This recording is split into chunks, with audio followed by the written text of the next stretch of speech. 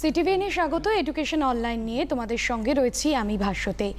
সকলকে প্রথমেই সিটিভিএনের সমস্ত দর্শক এবং যারা ছাত্রছাত্রীরা প্রত্যেক দিন এই এডুকেশন অনলাইনের অনুষ্ঠান দেখো, তোমাদের প্রত্যেককে শুভ বিজয়ার প্রীতি, শুভেচ্ছা এবং অভিনন্দন। অবশ্যই পুজো সকলে ভালো করে কাটিয়েছো এবং পুজোর দিনগুলোর পর আবার আমাদের পড়ার দিনে ফিরতে হবে, কারণ পড়াশোনাটা আমাদের চালিয়ে নিয়ে যেতে হবে। তবে এই পরিস্থিতিতে দাঁড়িয়ে পুজোর মধ্যে যে বিষয়টা ভাবার ছিল আমাদের প্রত্যেককে, যে থার্ড ওয়েভ আসবে, তবে দেশের বিচারে যদি দেখা যায় করোনা সংক্রমণের যে গ্রাফ সেটা কিন্তু অনেকটাই নিম্নমুখী এবং সেদিক থেকে ভাবলে পুজোর অর্থাৎ কালী পুজো মিটে গেলে রাজ্য সরকারের তরফে স্কুল চালুর একটা সিদ্ধান্ত নেওয়া হয়েছে, যদি এখনো পর্যন্ত সঠিকভাবে আমরা কিছু জানি না। তবে আমাদের অনলাইনে ক্লাসটা চালিয়ে যেতে হবে এবং তোমাদের সাথে অর্থাৎ তোমাদের এই পড়াশোনার সাথে সিটিভিএনের যে বিশেষ প্রয়াস এডুকেশন, আমরা বিভিন্ন বিষয় নিয়ে আলোচনা করি এবং আজ একেবারে পুজোর পর সকালে আমরা যে বিষয় নিয়ে আলোচনা করব সংস্কৃত। এর আগেও সংস্কৃতের বিভিন্ন অধ্যায় নিয়ে আলোচনা করেছি, আজ একাদশ শ্রেণীর সংস্কৃত নিয়ে আলোচনা করা হবে এবং যিনি ম্যাম স্টুডিওতে রয়েছেন মিঠু মুখার্জি, প্রথমেই ম্যামকে অনেক অনেক স্বাগত এবং শুভ বিজয়ার শুভেচ্ছা আপনাকেও। আজকে অবশ্যই ক্লাসে আসবো, তবে প্রত্যেক দিন যে কথাটা বলি তোমাদের, যে স্ক্রিনে যাওয়া নম্বরে তোমরা ফোন করবে কোনো রকম অসুবিধে হলে, যেহেতু শুধুমাত্র প্রোগ্রামটা তোমাদের জন্য, তোমাদের উদ্দেশ্যে আমরা করে থাকি, সেক্ষেত্রে তোমাদের অসুবিধেগুলো যত তুলে ধরবে তত কিন্তু আমাদের এই আলোচনাটা আরও কম্প্যাক্ট হবে। ম্যাম একেবারে ক্লাসে যাব। আমি প্রথমেই সিটিভিএন কর্তৃপক্ষকে আমার শুভেচ্ছা জানাই শারদীয়ার। তারপর আমার সাথে আছে ভাস্বতীকেও আমি জানাই শুভেচ্ছা। তোমরা যত ছাত্র বন্ধু আছো তাদের প্রতিও আমার শুভ বিজয়ের শুভেচ্ছা জানাচ্ছি। আমি আমার ক্লাস নিশ্চয়ই শুরু করব। আমি একাদশ শ্রেণীর জয়দেবের লেখা গীত গোবিন্দম, এই পাঠ্যটি গীত গোবিন্দমের দশাবতার স্তোত্রম, এই অংশটুকু ক্লাস 11-এর পাঠ্য। আমি শুধু টেক্সটটা কমপ্লিট করিয়েছিলাম একটা ক্লাসে। আজকে আমি এই টেক্সটের যে প্রত্যেকটা অবতারের কথা বলা হয়েছে সেই অবতার নিয়ে চেষ্টা করছি আলোচনা করার, যতটা সম্ভব পুরাণ মতে যে কাহিনীগুলো এই দশাবতার স্তোত্রমের যে টেক্সটের, যে দশাবতার স্তোত্রমের যে শ্লোকগুলো রয়েছে তার পিছনে যে কাহিনীগুলো রয়েছে সেই কাহিনীগুলোকে নিয়ে আমি একটু আলোচনা করব, যতটা সম্ভব চেষ্টা করছি এগোনোর। তো আমরা জানি দশাবতার স্তোত্রম মৎস্য, কুর্ম, বরাহ, নৃসিংহ, রাম, বলরাম, এইভাবে 10টা অবতারের কথা বলা হয়েছে। তো দশাবতার স্তোত্রমে যে 10টা অবতারের কথা বলা হয়েছে সেই 10টা অবতারের মধ্যে 9টা অবতার অলরেডি আমরা আমাদের পৃথিবীতে সেটা প্রযোজ্য হয়েছে, কিন্তু যে 10 অবতার কল্কি, সেটি কলিযুগের যখন ধরণী রসাতলে অর্থাৎ গ্লানি পাপ ভরে যাবে, ধরণী যখন পূর্ণ হবে পাপে, তখন কল্কি অবতার রূপে এসে এই পৃথিবীকে আবার যত অধার্মিক বলো, যত দুরাত্মা ব্যক্তি বলো, তাদেরকে বিনাশ করে নতুন করে সৃষ্টি করবে এই পৃথিবীকে। যেমনভাবে মৎস্য, কুর্ম এগুলোকেও যেভাবে নতুনভাবে আবার পৃথিবীকে সৃষ্টি করা হয়েছে। তো প্রথমেই আমরা মৎস্য পুরাণের কাহিনীটাকে, আমাদের যে মৎস্য অবতারের কথা বলা হয়েছে সেই মৎস্য অবতারের যে প্রেক্ষাপট, অর্থাৎ যে কাহিনীকে অবলম্বন করে মৎস্য অবতার এসছে, সেই কাহিনীটাকে আমি তোমাদের কাছে তুলে ধরার চেষ্টা করছি। আমরা জানি যে দ্রাবিড় অর্থাৎ আমাদের ভারতবর্ষের দক্ষিণাবর্ত যেটাকে বলা হতো আদিকালে, অর্থাৎ দক্ষিণ ভারতে বিষ্ণুর উপাসক এক রাজা ছিলেন যার নাম সত্যব্রত। তিনি বিষ্ণুর পরম ভক্ত ছিলেন। তিনি সবসময়, অর্থাৎ প্রতিদিনের কথা বলছি, তিনি সকালবেলায় জলাশয়ের ধারে গিয়ে পুষ্পার্ঘ্য নিবেদন করে তার স্তব স্তুতি পাঠ করে তারপর তিনি গৃহে ফিরতেন। তো এইরকম একদিন উনি জলাশয়ে পুষ্পার্ঘ্য নিবেদন করে জলে যখন হাত দিয়েছেন, তখন একটা ছোট্ট মাছ সত্যব্রতের হাতে এসেছে এবং সেই মাছটা অদ্ভুতভাবে সত্যব্রতকে বলছেন, আমাকে তুমি উদ্ধার করো।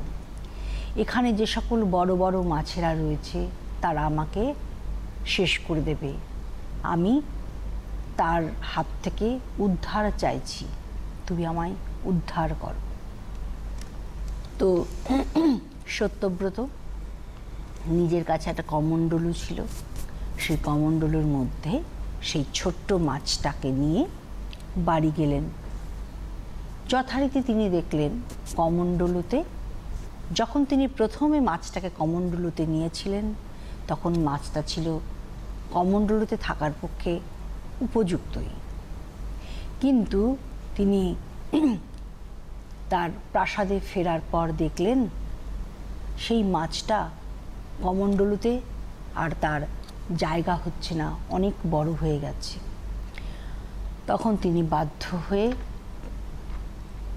মাছটাকে একটা বড় জলাশয়ে দিলেন। তো সেই বড় জলাশয়ে যাবার পরও তিনি দেখছেন মাছটা আবার জলাশয়, সেটাও তার মানে যা দেহের বা তার শরীরের যার আয়তন, সেটা এই আয়তনে, শরীরের আয়তনে ভরে গেছে মাছটার। এবার বাধ্য হয়ে তিনি এরপরে একটা আরও বড় জলাশয়ে দিলেন। এইভাবে তিনি সমুদ্রে তাকে দিতে বাধ্য হলেন। যে জলাশয়ে দিচ্ছেন সেই জলাশয়ে ভরে যাচ্ছেন। তখন সত্যব্রতের মনে হলো এটা নিশ্চয়ই সাধারণ মাছ নয়, এ নিশ্চয়ই আমার ইষ্ট দেবতা বা আমি। তখন তিনি বললেন, হে প্রভু, তার মনে হওয়ার সাথে সাথেই তিনি বললেন, তুমি তোমার রূপ আমায় দেখাও। তারপর কি করলেন, তিনি প্রভু তার কাছে প্রার্থনা জানালেন। তখন বললেন, শ্রী বিষ্ণু, 1 সপ্তাহ অর্থাৎ 7 দিনের মধ্যে এই বিশ্বে প্রলয় সৃষ্টি হবে।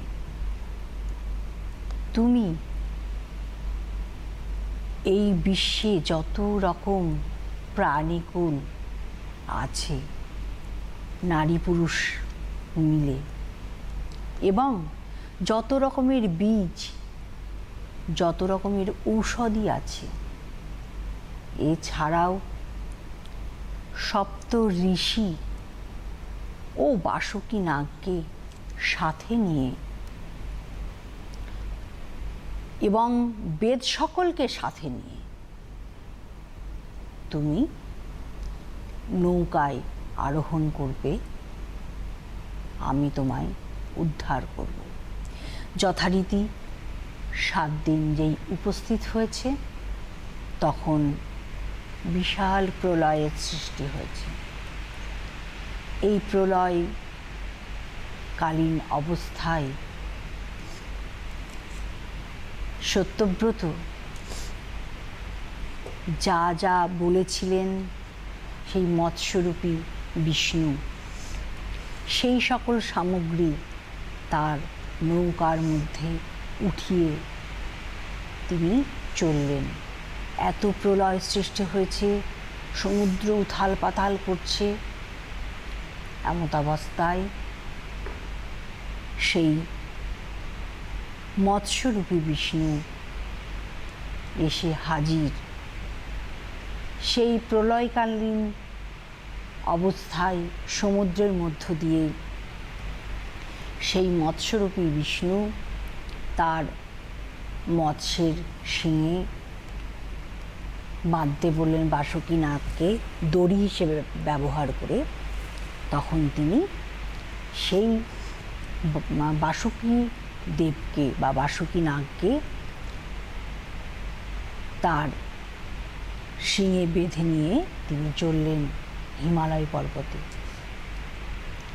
সেখানে গিয়ে তাদেরকে প্রলয় যখন শেষ হলো, তাদেরকে সেখানে আশ্রয় দিল। এদিকে প্রলয়ে সমস্ত পৃথিবী ধ্বংস হয়ে গেছে। ওখানে তারা আশ্রয় নিল এবং ধীরে ধীরে ওখানে সব কিছু বীজ টিজ, তারপর যে সকল ঔষধি ঋষি সমস্ত কিছু সেখানে আশ্রয় গ্রহণ করলেন এবং সেখানে রাজত্ব শুরু করলেন। পরবর্তীকালে আমরা শুনেছি মনু এই মানবকুলের স্রষ্টা। এই মনুই পরবর্তীকালে রাজা হয়ে সমগ্র পৃথিবীব্যাপী রাজত্ব করতে থাকলেন। এইভাবেই বিষ্ণু মৎস্য অবতার রূপে পৃথিবীতে এসেছেন এবং পৃথিবীকে প্রলয়কালীন অবস্থায় বা যখন এই ধরনী পাপে পরিপূর্ণ, সেই পাপে পরিপূর্ণ অবস্থা থেকে উদ্ধার করেছেন এবং পৃথিবীকে নবরূপে সৃষ্টি করেছেন। এরপরে এই কাহিনীটা আমি অল্প বিস্তর সমস্তটাকেই কভার করেছি, মোটামুটি জিস্টের মধ্য দিয়ে সমাপ্ত করলাম। এরপর আসে কুর্ম অর্থাৎ কচ্ছপ। কচ্ছপের রূপ ধারণ করে এসেছিলেন কে না বিষ্ণু। যথারীতি বিষ্ণু বারবারই বলা হয়েছে ইয়াদা ইয়াদা ই ধর্মস্য গ্লানির্ভবতি ভারত অভ্যুত্থানম অধর্মস্য অভ্যুত্থানম অধর্মস্য। বারবারই বলেছে যখন অধর্মের অভ্যুত্থান হয় তখন বলেছেন সৃজাম্যহম, তখন আমি তদাত্মানম সৃজাম্যহম, তখন আমি নিজেকে সেখানে সৃষ্টি করি। অর্থাৎ পৃথিবীতে তিনি আসেন, এই ধরাধামে এসে তিনি পৃথিবীকে উদ্ধার করেন। তাহলে কুর্ম পুরাণে এইরকম কি করেছে, কচ্ছপ রূপে তিনি এসেছেন। একসময় দুর্বাসা মুনি দিব্য পুষ্প মালা ইন্দ্রকে উপহার স্বরূপ দিয়েছিলেন। ইন্দ্র সেই মালাটাকে কি করেছিলেন না, ঐরাবতের মাথায়, ইন্দ্রের বাহন ঐরাবত, ঐরাবতের মাথায় সেটাকে স্থাপন করেছিলেন। ঐরাবত চলতে ফিরতে কোনো রকমে সেই মালাটাকে মাটিতে নিক্ষেপ করেছিল। মানে ইচ্ছাকৃতভাবে যে সে নিক্ষেপ করেছিল তা নয়, সে অতটা গুরুত্ব দেয়।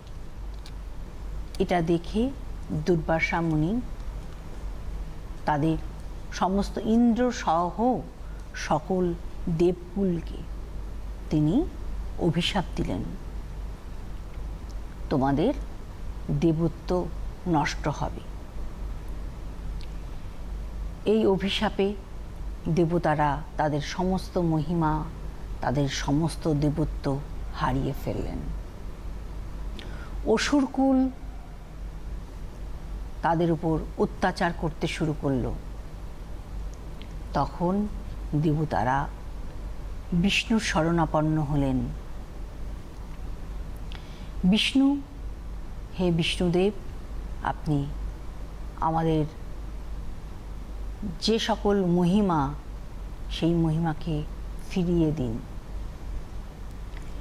তখন কি করলেন?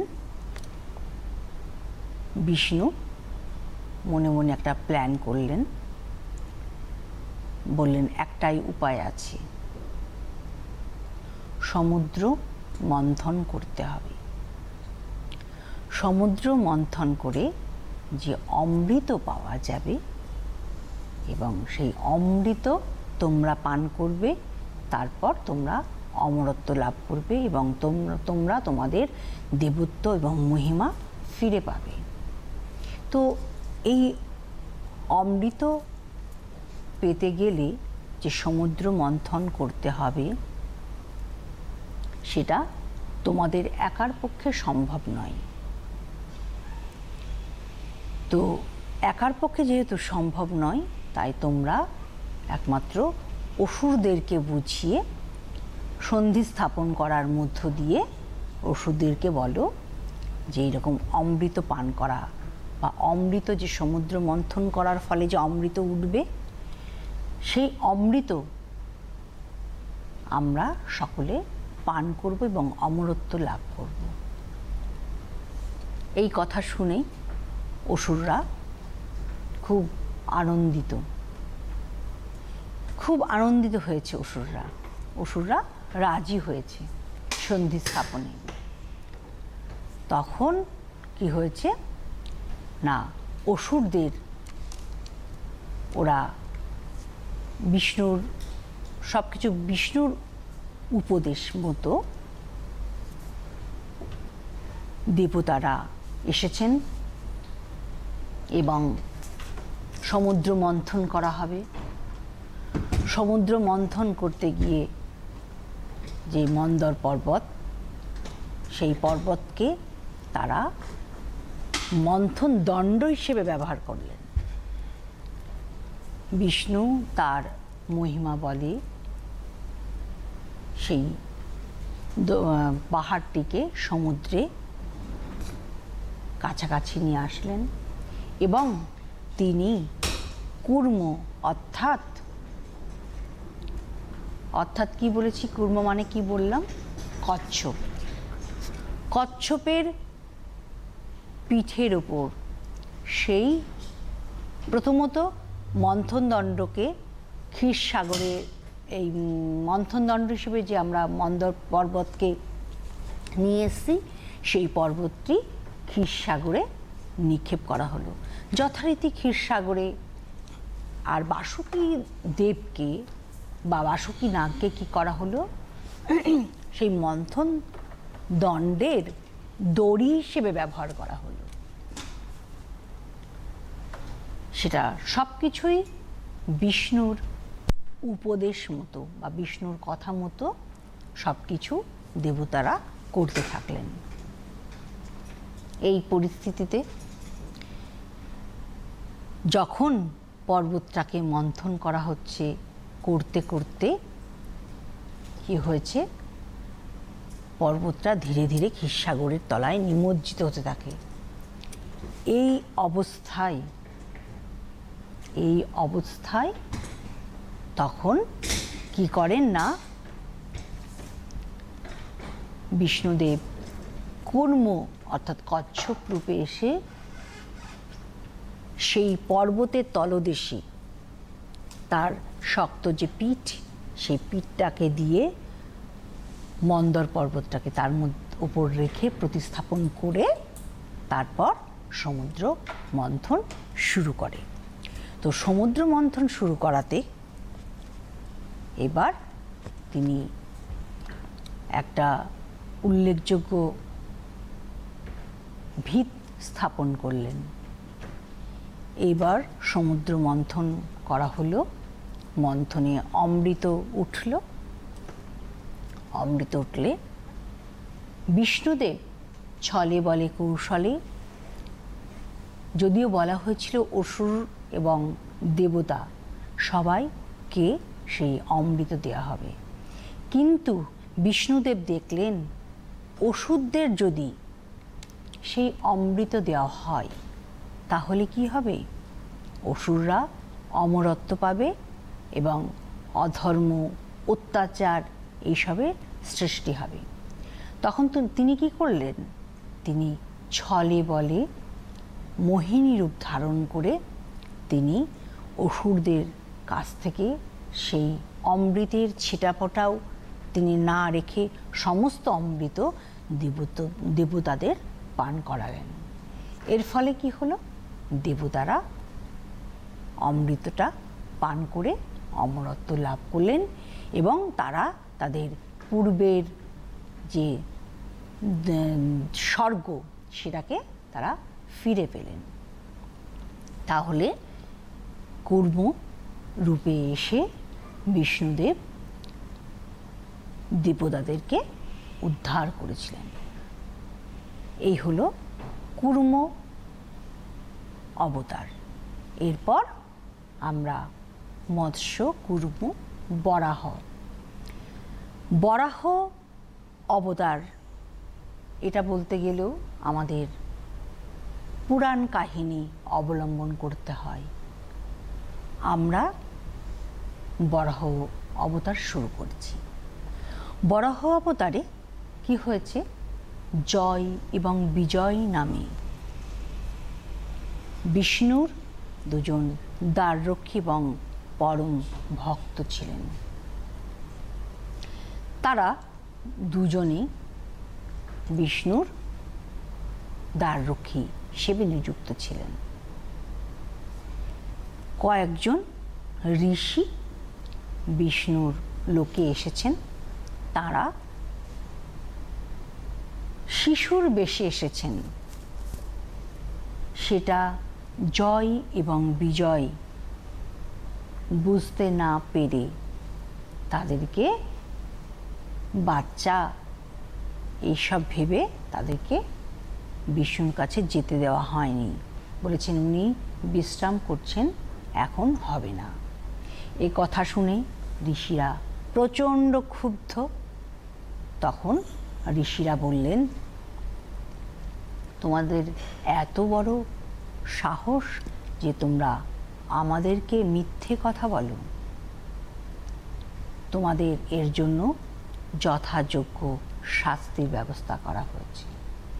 তোমরা মর্ত্যলোকে যাবে এবং তোমরা মনুষ্যরূপ ধারণ করে থাকবে। এই কথা শুনে জয় এবং বিজয় বিষ্ণুর কাছে গেলেন এবং কেঁদে বললেন, এর উপায় কি, এর থেকে আমরা কিভাবে নিস্তার পাব? বিষ্ণুদেব বললেন, ঋষি বাক্য কোনো সময় মিথ্যে হয় না, সুতরাং তাদের কথাকে কিছুতেই ফেলানো যাবে না। তখন বিষ্ণুদেব বললেন, উপায় আছে। ম্যাম, আমরা একটা ফোন রিসিভ করে নেব। কে বলছো, কোথা থেকে বলছো?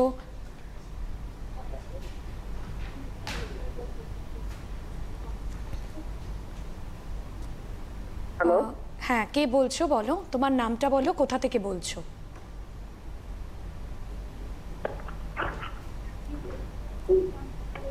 হ্যালো। হ্যাঁ, শুনতে পাচ্ছি, তোমার নামটা বলো, কোথা থেকে বলছো? হ্যালো, আমার নাম বুদ্ধদেব সামন্ত। আচ্ছা, তোমাকে শুভ বিজয়ের শুভেচ্ছা, সুপ্রভাত। কি জানতে চাও?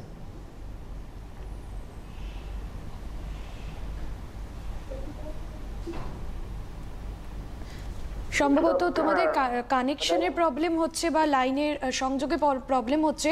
তুমি একটু বাইরে বেরিয়ে কথা বলো বা টিভির সাউন্ডটাকে মিউট করো।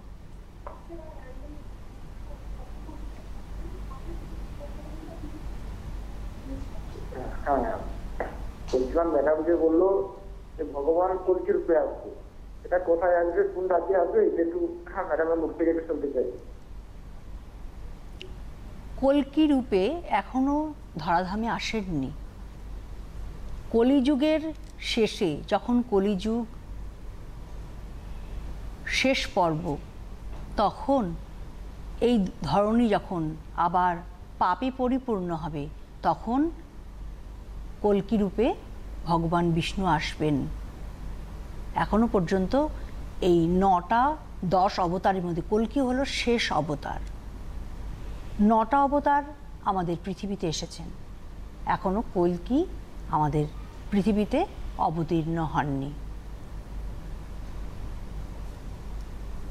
ধরাধামে যখন পাপে পরিপূর্ণ হবে, সমস্ত গ্লানি দুরাত্মাদের প্রচুর প্রভাব বিস্তার হবে, তখন কল্কি রূপে ভগবান বিষ্ণু আসবেন, আবার নতুন করে পৃথিবীর সৃষ্টি করবেন।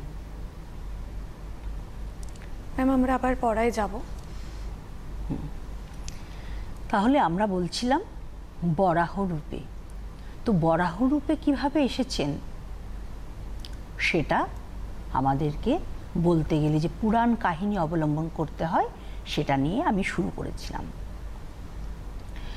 তো বরাহ রূপে কেন এসেছেন, কি বৃত্তান্ত, সেটা আমি বলছিলাম। জয় এবং বিজয় নামে দুজন দ্বাররক্ষী, তারা যখন ঋষিদেরকে বিষ্ণু লোকে প্রবেশের অনুমতি দেননি, তখন ঋষিরা তাদেরকে, দুই ভাইকে অভিশাপ দিয়েছিলেন যে তোমাদেরকে মর্ত্যলোকে মনুষ্যরূপে জন্মগ্রহণ করতে হবে, এবং সেটা বিষ্ণুর শত্রু হয়ে, 7 জন্ম বিষ্ণুর শত্রু হয়ে থাকবে। তারপর প্রথমে বলেছিলেন যে 7 জন্ম তোমাদের মনুষ্যরূপে পৃথিবীতে জন্মগ্রহণ করতে হবে। এই কথা শুনে বিষ্ণু কি বললেন যে ঋষিবাক্য কোনো সময় অন্যথা হয় না, অর্থাৎ ঋষিরা যেটা বলেন সেটা ফলে। তখন এই রূপায় জয় এবং বিজয় কাঁদতে কাঁদতে বিষ্ণুদেবের কাছে বলছেন এর উপায় কি।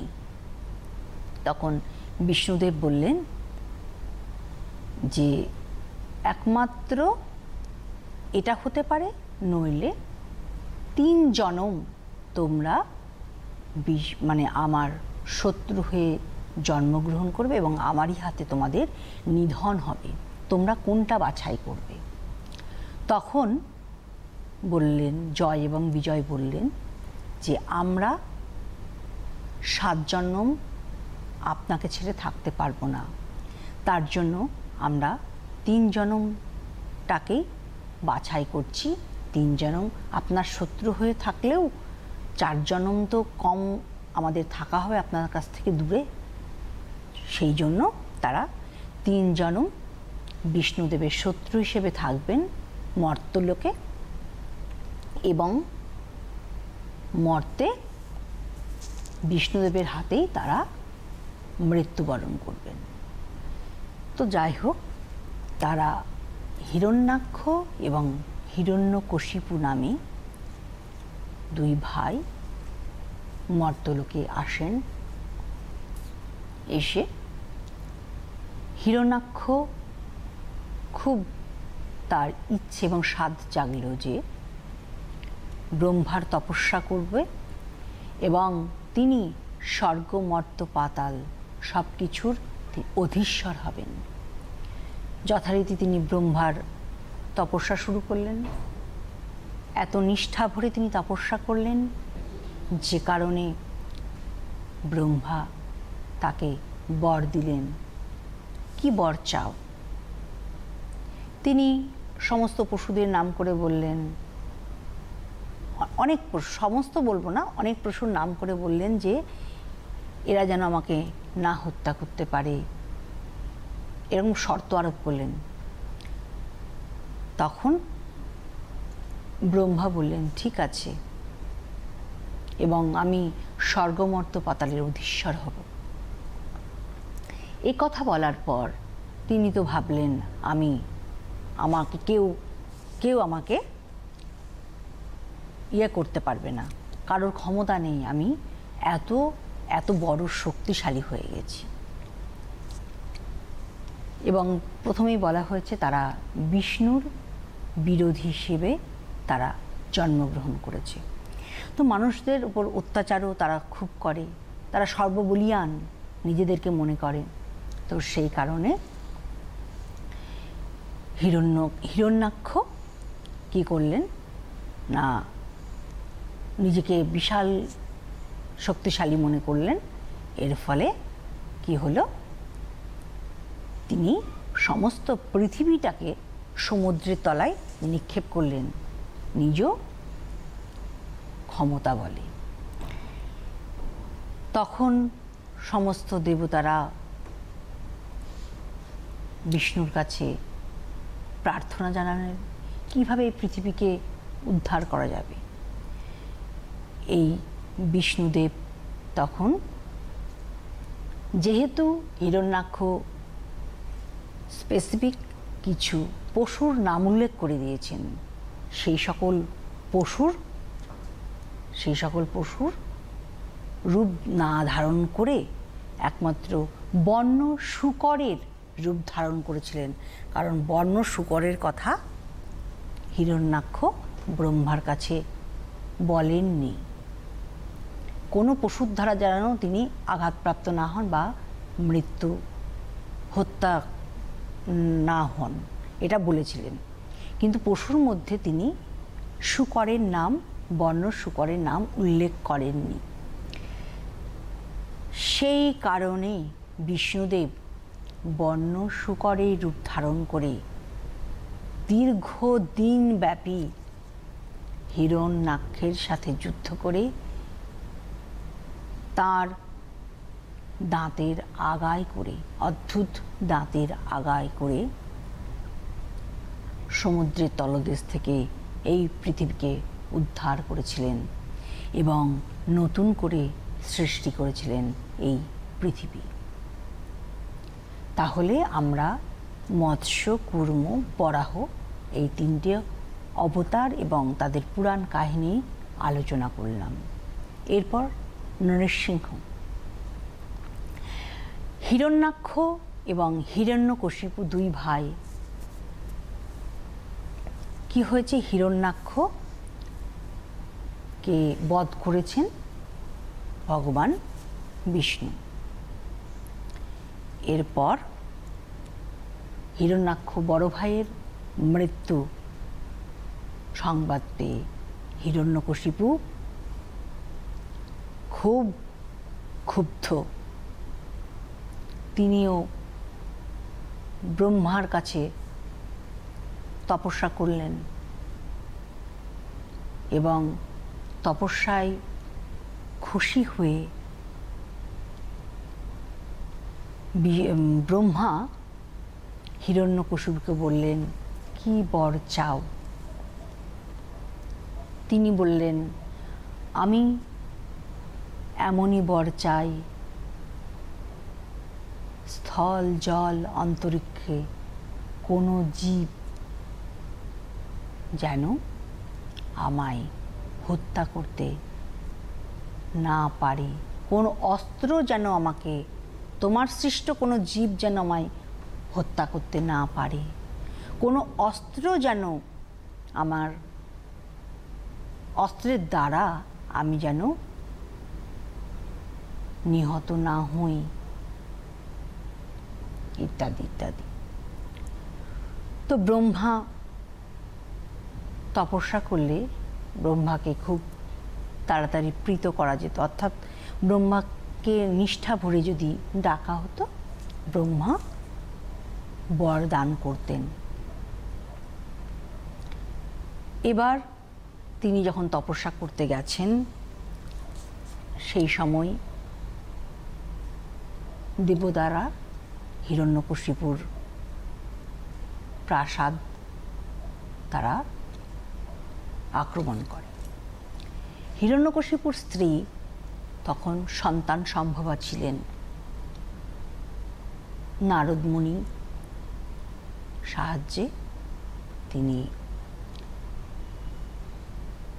প্রসব করেন ভক্ত প্রহ্লাদ, প্রহ্লাদ নামে এক সন্তান। এই তপস্যা করার ফলে এদিকে হিরণ্যকশিপু বর পেলেন। সেই বরে তিনিও নিজেকে বিশাল বলীয়ান এবং সর্বশক্তিমান মনে করে তিনি তার রাজ্যে ফিরে এলেন। ফিরে এসে তিনি প্রহ্লাদকে দেখলেন তিনি ছিলেন বিষ্ণু বিদ্বেষী, কিন্তু প্রহ্লাদ হয়েছে পরম বিষ্ণু ভক্ত। তো তা দেখে তিনি সন্তানকে আছাড় মেরে ফেললেন, তাতে পাহাড় থেকে আছাড় মেরে ফেললেন, তাতেও বিষ্ণুদেব তার সন্তানকে উদ্ধার করলেন। এরপর তিনি সমুদ্রে ছুঁড়ে ফেললেন, সাথে বড় পাথরের চাই দিয়ে বেঁধে। তা থেকেও বিষ্ণুদেব তার পরম ভক্তকে উদ্ধার করলেন। ভগবান সবসময় ভক্তের মধ্যে বিরাজ করেন, সুতরাং ভক্তের কোনো ক্ষতি হবে সেটা তিনি নিশ্চয়ই চান না। প্রহ্লাদকে তিনি উদ্ধার করলেন। এইভাবে হিরণ্যকশিপু সন্তান তার কাছে বড় নয়, তার কাছে তার আত্মগরিমা বড়, তার কাছে তার সর্বশক্তিমানতা বড়। সেই জন্যে তিনি অনেকবার চেষ্টা করেছেন বিষ্ণুর উপাসক প্রহ্লাদকে শেষ করে দেবার, কিন্তু বিষ্ণুদেব সেটা কিছুতেই হতে দেননি। তো এইভাবে সে পাঠশালায়, রাক্ষসদের পাঠশালায় তাকে পড়ানো হলো। কিন্তু প্রহ্লাদের এত মহিমা, রাক্ষসরাও তার সাথে হরিনাম করতে থাকলো। তো একদিন খুব ক্ষিপ্ত হয়ে গেছে হিরণ্যকশিপু, প্রহ্লাদকে বলছে, কোথায় তোমার শ্রীহরি? এই বলে তিনি একটা স্তম্ভ লাথি মেরে ভেঙে দিলেন। এখানে আছে তোমার শ্রীহরি? প্রহ্লাদ বললেন, আমার শ্রীহরি সর্বত্র বিরাজমান। তাহলে কোথায়? এই কথা বলার পদাঘাত করার ফলে তিনি তার ভক্তের সম্মান বাঁচানোর জন্য কি করলেন? সেখানে তিনি উত্থিত হলেন। কিন্তু হিরণ্যকশিপু তো ব্রহ্মার কাছে বর চেয়েছিলেন, তোমার সৃষ্ট কোনো প্রাণী বা পশু দ্বারা আমার যেন মরণ বা আমার যেন নিহত না হতে দাও তুমি, ব্রহ্মাকে বলেছিলেন। তো সেই কারণে বিষ্ণু তো চালাক, বিষ্ণু কি করলেন? অর্ধেক নর অর্ধেক সিংহ এই রূপ ধারণ করে তিনি ধরাধামে অবতীর্ণ হলেন। কি রূপ? নৃসিংহ, অর্থাৎ নর এবং সিংহ রূপে। এটা তো আর ব্রহ্মার সৃষ্ট নয়, এটা তো বিষ্ণু নিজ ক্ষমতা বলে এই রূপ ধারণ করেছিলেন। করার পরে তিনি আসলেন। হিরণ্যকশিপু অনেক কিছু শর্ত আরোপ করেছিলেন ব্রহ্মার কাছে। তিনি বলেছিলেন, কোনো অস্ত্র দ্বারা আমার যেন মৃত্যু না হয়। বলেছিলেন, এ কথাও বলেছিলেন, মাটিতে যেন আমাকে কেউ মেরে ফেলতে না পারেন। সমস্ত শর্তকে মাথায় রেখে বিষ্ণুদেব নরসিংহ রূপে অবতীর্ণ হয়েছিলেন। আর একটা কথা আমি বলছি, হিরণ্যকশিপু আর একটা কথা বলেছিলেন, দিনে বা রাত্রে, ঘরে বা বাইরে আমাকে যেন হত্যা করা না যায়, এই ব্যবস্থা বা এইভাবে আপনি আমায় বর আরোপ করবেন। সব কিছু মাথায় নিয়ে বিষ্ণুদেব এলেন নৃসিংহ রূপ ধারণ করে। এসে তিনি যথারীতি মাটিতে না রেখে তার উরুতে হিরণ্যকশিপুকে ফেলে নখের আঁচড় দিয়ে, তীব্র নখ, তীক্ষ্ণ, প্রচণ্ড তীক্ষ্ণ নখ দিয়ে তাকে হত্যা করলেন। দিনে বা রাতে বলেছিলেন বলে তাকে গোধূলি লগ্নে হত্যা করলেন, এবং আরও বলেছিলেন ঘরে বা বাইরে কোথাও যেন আমাকে হত্যা করতে না পারে। সেই জন্য শ্রী বিষ্ণু তাকে চৌকাঠে, দরজার চৌকাঠে হত্যা, সেটা না ঘর না বার, মিডল পয়েন্ট,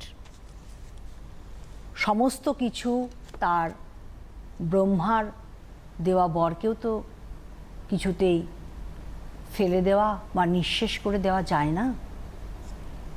তাই সমস্ত কিছু শর্তকে মাথায় রেখে শ্রীহরি তাকে নিঃশেষ করেছিলেন, তাকে মেরে ফেলেছিলেন। এবং তিনি সেই ছোট্ট প্রহ্লাদকে তার হিরণ্যকশিপুর স্থলে অর্থাৎ সিংহাসনে বসিয়েছিলেন এবং সুন্দর সুশাসক হিসেবে তাকে তৈরি করে এই পৃথিবীকে উপহার দিয়েছিলেন। তাহলে আমরা নৃসিংহ অবতারও পড়ে নিলাম। এরপর বলির পর্ব। আমরা একটা শ্লোক পড়েছিলাম, কোনো কিছুই অতিরিক্ত ভালো না। চাণক্য শ্লোক আমরা পড়েছিলাম, অতিদর্পে হতালঙ্কা অতিমানে চকৌরবা অতিদানে বলির বদ্ধ সর্বমত্যন্ত গর্হিতাম। সর্বম অত্যন্ত গর্হিতাম, সব কিছুই অতিরিক্ত ভালো নয়, সেটা গর্হিত কাজ। তাহলে কি? অতি দর্পে হতা লঙ্কা, অতি অহংকারের জন্য লঙ্কা হত হয়েছে। অতি মানে চকৌরবা, অতি সম্মান দেখানোর, সম্মান প্রদর্শনটাই তার কাছে বড়, তাদের কাছে বড় হয়েছিল, তাই কৌরবরা ধ্বংস হয়েছিলেন। অতি দানে বলির বদ্ধ, অতিরিক্ত দান ধান করার জন্য বলি রাজ ধ্বংস হয়েছিলেন। ম্যাম, সময় যেহেতু খুব সীমিত, সেক্ষেত্রে দাঁড়িয়ে একটু কোশ্চেন অ্যান্সারগুলো আলোচনা করে নেব চ্যাপ্টার থেকে। আমাদের গীত গোবিন্দম পাঠ্যটি, এই পাঠ্যটি যে দশাবতার স্তোত্রম, গীত গোবিন্দমের যে দশাবতার স্তোত্রম, সেই দশাবতার স্তোত্রম থেকে আমরা সংক্ষেপে তো প্রথমে দশাবতার স্তোত্রমে। আজ সময় একেবারেই শেষ, কারণ একেবারে শেষ পর্বে চলে এসেছি আমরা। সেক্ষেত্রে দাঁড়িয়ে ম্যাম তোমাদের বোঝানোর চেষ্টা করলো, যারা তোমরা লাইভ অনুষ্ঠানটা দেখলে না, অবশ্যই ইউটিউব এবং সিটিভিএনের ফেসবুক পেজে রেকর্ডেড প্রোগ্রামটা দেখে নেবে। আজ আপাতত এই পর্যন্তই। আগামী অন্যান্য পর্বের জন্য নজর থাকুক সিটিভিএনই।